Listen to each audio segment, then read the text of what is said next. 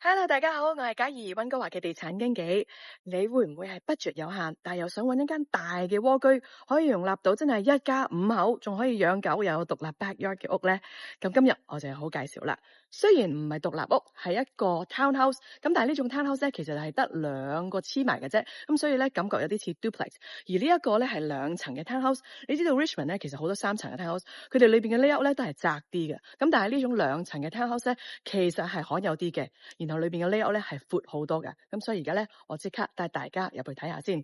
咁其實咧呢個係2226嘅單位，咁而家嗌價咧係140萬度，歡迎大家揾我預約嚟睇下咯。咁我哋而家入去咯噃。呢個單位咧係西北方向，所以採光充足，而呢個 living room 咧夠晒大啦啩。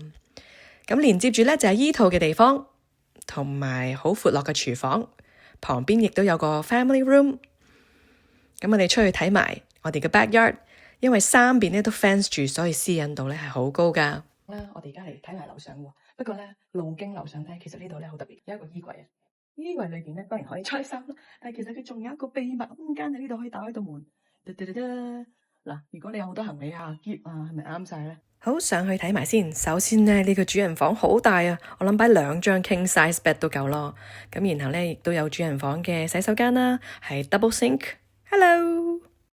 主人房亦都有個 walk-in closet， 仲有 L shape， 所以好大噶。咁出去睇埋其他房先。呢個就係第2個睡房，亦都可以擺到 king size bed。跟住呢一個咧冇咁大，咁可以當係 office 啊或者 playroom 都得。然後第4個睡房咯噃，呢個咧就係車房上邊，亦都好大噶。咁就望到正門嘅風景。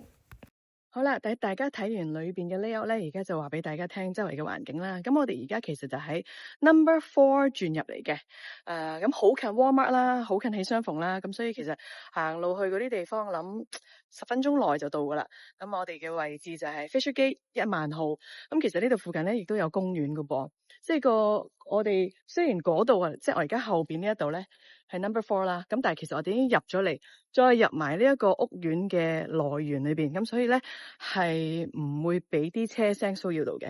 咁但係確實呢度係會聽到飛機聲嘅。我哋步行咗分零2分鐘咧，就嚟到呢一個好開揚好大嘅草地啦。咁然後後邊咧其實仲有公園嘅。咁所以如果譬如即係你食完飯啦，可以嚟散步啊，又或者帶小朋友嚟玩下咧，咁其實呢個地區都好舒服嘅。今日就介紹住咁多先。如果你自己想親身嚟睇下呢一個4房3廁嘅2層 townhouse 單位咧，歡迎搵我預約，留言俾我或者 email 俾我都得。希望你中意我嘅介紹啦，拜拜。